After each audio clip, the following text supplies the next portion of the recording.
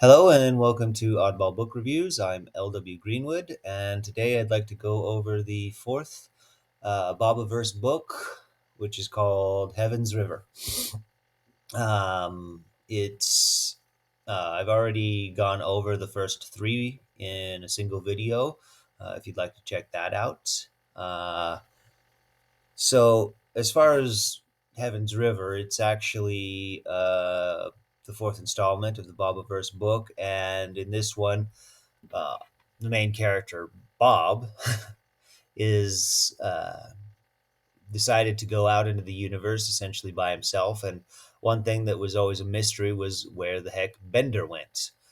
He was one of the original Bob clones, and he went off and by himself and essentially just disappeared.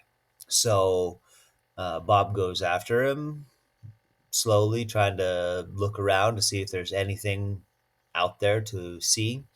Doesn't take very long to find out what Bender had been looking for, or looking at, and so he goes to investigate it as well. While this is going on, a lot of the Bobiverse has started to splinter.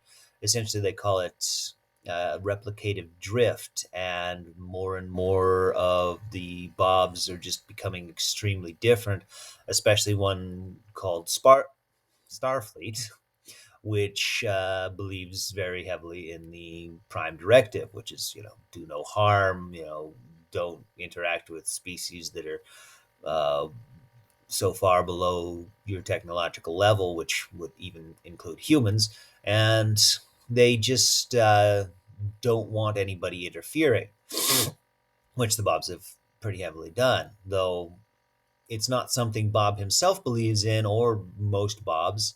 It's just that replicative drift has made some of the Bobs latch on to Star Trek and the Prime Directive as their uh, most important thing.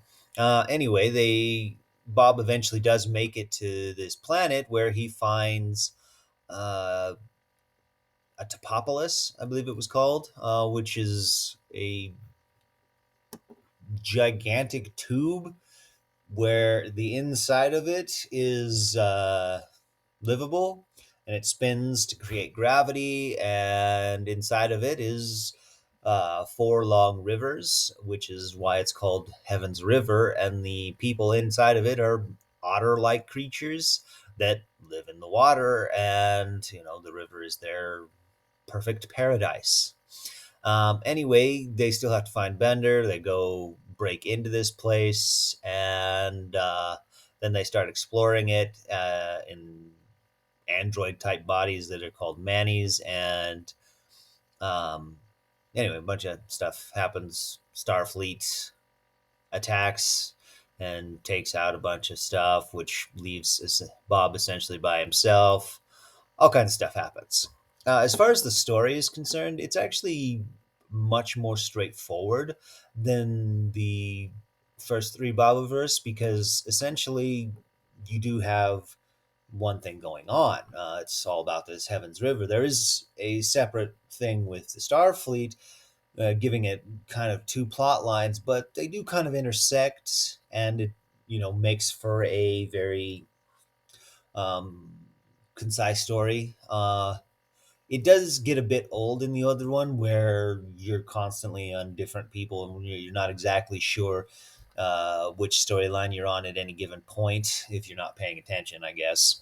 But this one is very much more focused than the other Bobiverse books, and it does feel a little bit better because of that.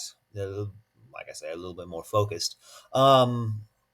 As far as the characters, it's actually also a little bit more focused, because we end up with a cast of characters, maybe I think five or six that are the main important characters, and the rest of the Bobs are just side characters. Whereas before, almost any Bob or any character could be a point of view character.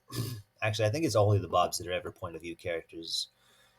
Maybe the Bridget. But anyway, point though is that in this one it's a lot more focused on a certain cast of characters rather than all the Bobs, and you could end up in some Bob you never even heard the name of before as a point of view character.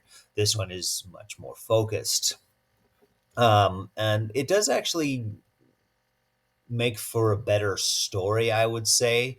Uh, Maybe a little less strange on my stranger meter, but it works really well for the story anyway. Well, it adds to the story, I guess I should say.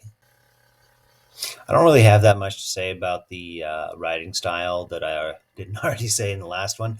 It is very good. If anything, it is just a lot more focused than it was before, and it just works better.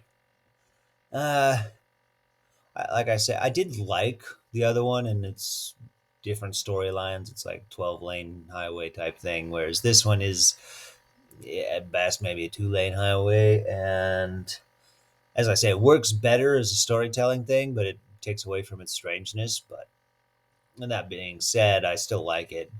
As far as the stranger meter might be concerned, I would give it, oh, 6 out of 10.